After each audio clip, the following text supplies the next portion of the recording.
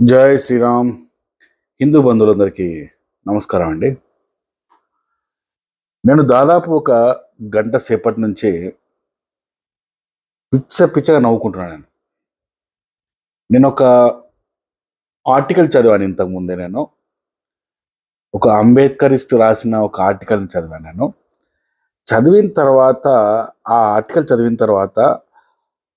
ఆ ఆర్టికల్కు ఆయన వేసిన ఒక పోస్టర్ కూడా ఉంది, ఒక పిక్చర్ ఉంది, ఇమేజ్ ఉంది. ఆ ఇమేజ్ని చూసి వాడి ఊహా శక్తికి వాడు ఊహించుకొని రాస్తున్నాడు జోడిగా అంటే ఇక దానికి అంతు లేదనమాట. దాన్ని చూసి ఎంత కామెడీగా అనిపించింది, ఎంత నవ్వొచ్చింది అనేది నేను అసలు చెప్పలేకపోతున్నాను మీ అందరికీ. ఒకసారి మీ అందరూ ఏం చేయండి అంటే స్క్రీన్ చూడండి. ఒకసారి మీరు స్క్రీన్ మీద మీకు ఒక ఇమేజ్ నేను చూపిస్తే చూడండి. చూసారా? ఆ ఇమేజ్ని చూస్తే మీకు ఏమనిపిస్తుందో చెప్పండి ఒకసారి. వీడియోను పాస్ చేసి కింద కామెంట్స్లో ఆ పోస్టర్లో ఉన్న ఇమేజ్ని చూస్తే మీకు ఏమనిపిస్తుందో మనస్ఫూర్తిగా తెలియజేయండి. ఇప్పుడు ఆ పోస్టర్ని ఒకసారి చూడండి. ఒకసారి అంబేద్కర్ అనే వ్యక్తి రాజ్యాంగాన్ని రాస్తున్నమాట. ఇప్పుడు కదిరి కృష్ణ, రెంజల రాజేష్, బైరి నరేష్ కానీ, కత్తి పద్మారావు ఇలాంటి మూర్ఖులు చెబుతున్న కథకు దృశ్య రూపమే ఈ ఇమేజ్. వాళ్ళు ఏం చెప్తారంటే అంబేద్కర్ ఒక లైట్ వేసుకొని కూర్చొని చైర్ మీద కూర్చొని రాజ్యాంగాన్ని కూర్చొని రాస్తున్నట్ట. భారతదేశ ప్రజలందరి కోసం, భారతదేశ భవిష్యత్తు కోసం ఒక్కడే కూర్చొని రాజ్యాంగం రాస్తున్నట్ట. అప్పుడైనా ఆయనకు కొద్దిగా ప్రాబ్లమ్స్, హెల్త్ ఇష్యూస్ కూడా ఉన్నాయన్నమాట. ఆయనకి షుగర్ వ్యాధి కూడా ఉందన్నమాట ఆయనకు. ఆ షుగర్ వ్యాధితోని ఆయన కూర్చొని రాస్తున్నప్పుడు ఆయనకు కాళ్ళు విపరీతమైన పెయిన్ వచ్చేటి అట. ఆయనకు ఎంత పెయిన్ వచ్చేటి అంటే భరించలేని విధమైన పెయిన్ వచ్చేదట. ఆ పెయిన్ వస్తుంది కదా అని చెప్పి రాజ్యాంగం రాయకుండా పక్కన పెట్టేయకుండా ఆయన ఏం చేశారట అంటే, నేను కనుక ఇప్పుడు రాజ్యాంగాన్ని రాయకుండా పక్కన పెట్టేస్తే ఈ దేశం గతి ఏం కావాలి, ఈ దేశంలో ఉన్న ప్రజల గతి ఏం కావాలి అని సోచాయించేసి ఇమ్మీడియట్గా ఆయన ఒక ఆలోచన వచ్చిందట ఆయనకి. ఈ పెయిన్ నుంచి, ఈ నొప్పి నుంచి ఉపశమనం రావాలంటే ఫ్యాను తిరుగుతున్న ఫ్యాన్కి ఒక తాడు కట్టి కాలుని తీసి పైకి, అది చూడండి, ఫోటో చూడండి, అలా పెట్టుకుని రాజ్యాంగాన్ని రాశాడు అని చెప్పేసి ఈ అంబేద్కరిస్టులు చెప్తారయ్యా. ఆ బొమ్మను గీచిన వాడికైనా కామన్ సెన్స్ లేదా, లేకపోతే ఆ బొమ్మను పెట్టి రాజ్యాంగం అంబేద్కర్ ఈ విధంగా రాశాడు అని చెప్పేవాడికి సిగ్గు లేదా? ఈ కథనాన్ని చదువుతూ కూడా సిగ్గుపడకుండా నేను మీకు చెప్తున్నా, నాకు సిగ్గు లేదా?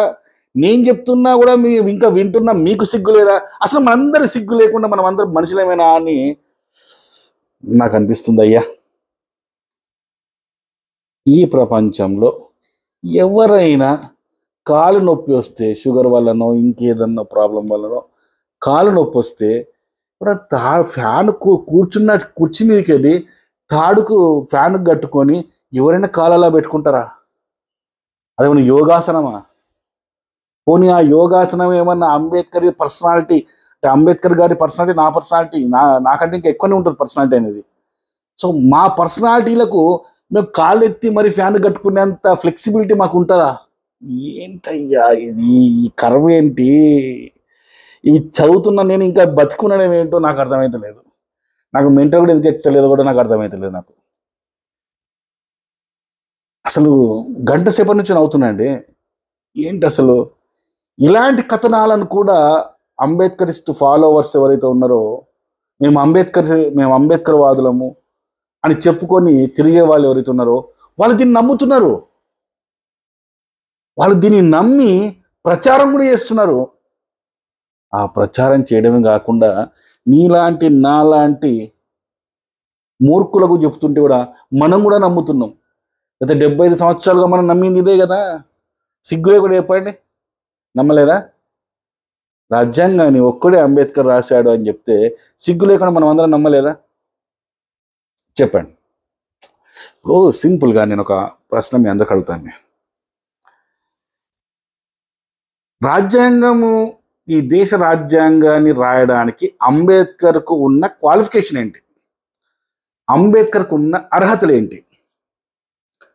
పీజీ ఎవడైనా చేస్తాడు, డిగ్రీ ఎవడైనా చేస్తాడు, పిహెచ్డి ఎవరైనా చేస్తారు.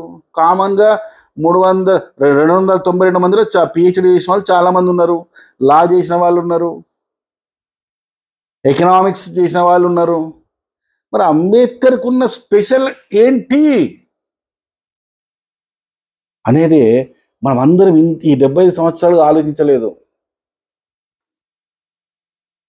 అంబేద్కర్ 10th క్లాస్లో 3rd క్లాస్లో పాస్ అయ్యాడు, ఇంటర్మీడియట్ 3rd క్లాస్లో పాస్ అయ్యాడు, డిగ్రీ 3rd క్లాస్లో పాస్ అయ్యాడు, పీజీ 3rd క్లాస్లో పాస్ అయ్యాడు.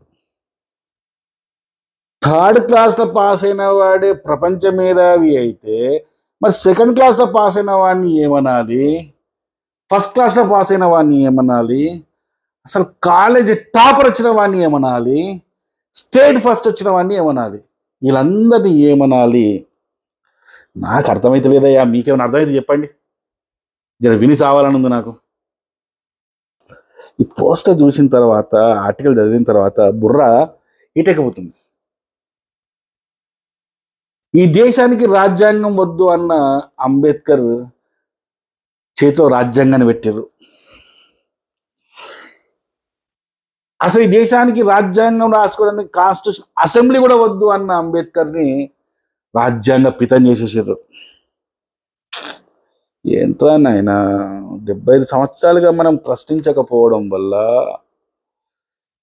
ఒక వ్యక్తిని మన నెత్తి మీద ఒక గుదిబండలాగా వేసేశారు. అది ఇప్పుడు తీసుకోలేక నానా అవస్థలు పడాల్సిన పరిస్థితి ఈరోజు మనకు కలిగింది. అంబేద్కర్ కంటే ఎంతో మేధావులు 292 మంది రాజ్యాంగ కమిటీలో ఉన్నారు. అయితే ఇక్కడ స్పష్టంగా నేను చెప్తున్నా ఏంటంటే, అసలు అంబేద్కర్కు ఉన్న క్వాలిఫికేషన్ ఏంటి? మీకు సింపుల్ ఒక చిన్న లాజిక్ కూడా చెప్తాను. మీకు ఆల్రెడీ చాలాసార్లు చెప్పాను నేను. మన పక్క దేశమైన బర్మా ఆ రోజుల్లో స్వతంత్రం వచ్చినప్పుడు వాళ్ళు మన దేశానికి వచ్చి ఒక వ్యక్తిని కలిసి, సార్ మీరు భారతదేశ రాజ్యాంగాన్ని చాలా బాగా రాశారు, అలాంటి రాజ్యాంగాన్ని మా దేశానికి రాసివ్వండి సార్ అని చెప్పి ఒక వ్యక్తిని పోయి అడిగిండ్రు. ఆ వ్యక్తి పేరేంటి చెప్పండి? ఆపండి, పాజ్ చేయండి, వీడియో పాజ్ చేసి కింద కామెంట్ చేయండి. ఆ వ్యక్తి పేరేంటి? ఆ వ్యక్తి బిఎన్ రావు గారు, నాట్ అంబేద్కర్. అంటే మన పక్క దేశాలు కూడా మన రాజ్యాంగాన్ని ఎవరు రాశారనేది గుర్తించినాయి.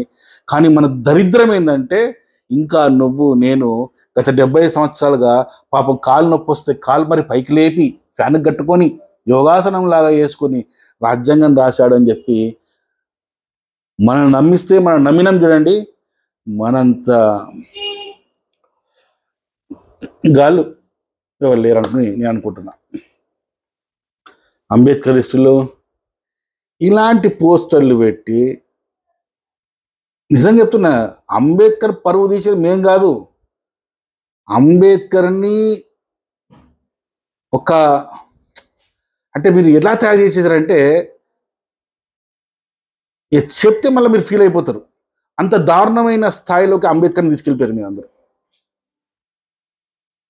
సో ఇలాంటి పిచ్చి పిచ్చి బొమ్మలు పెట్టకండి, ఇలాంటి పిచ్చి పిచ్చి ఆర్టికల్స్ రాయకండి. ఇలాంటి పిచ్చి పిచ్చి ఆర్టికల్ రాసిన వానికి పట్టుకొని సాహిత్యవేత్త, కేంద్ర సాహిత్య అవార్డులు ఏంట్రా నాయన మీరు అసలు? అంటే మనకు ప్రాబ్లం ఏమైపోయిందంటే, ఈ సాహిత్యంలో కూడా మనం అందరం కూడా పట్టించుకోలేదు కాబట్టి ఇక్కడంతా కమ్యూనిస్టులు, మొత్తం లెఫ్టిస్టులు మొత్తం జమ అయిపోయడం వల్ల ఇలా మనందరికీ ఒక పెద్ద గుజ్జుబందులాగా వీరు తయారయ్యారు. ఆ అంబేద్కర్ని కూడా మనకు గుదిబందని తయారు చేసేసారు. సో ఆ పోస్టర్ చూస్తుంటే నవ్వాలా ఏడవాలా నాకైతే అర్థమైతే లేదు. మరి మీకేమనిపిస్తుందో కామెంట్స్ రూపంలో తెలియజేయండి, మర్చిపోకండి. Thank you. జై శ్రీరామ్.